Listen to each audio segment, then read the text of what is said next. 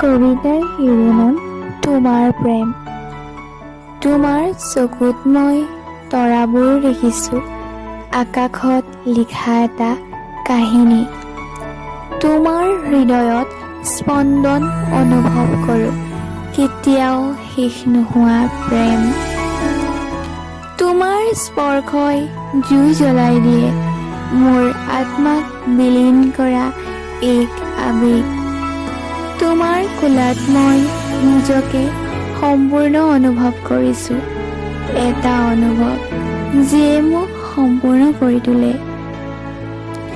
তোমাৰ মাতটো মোৰ কাণৰ সংগীত, ৰৈ থকা এটা সুৰ।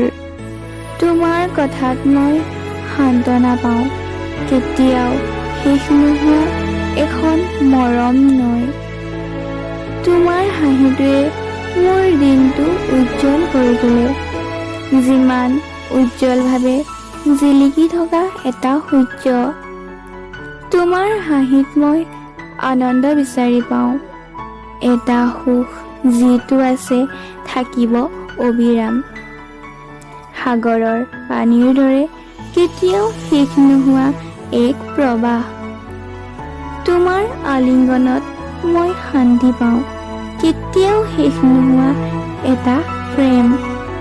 মই তোমাৰ লগত চিৰদিন থাকিব বিচাৰোঁ।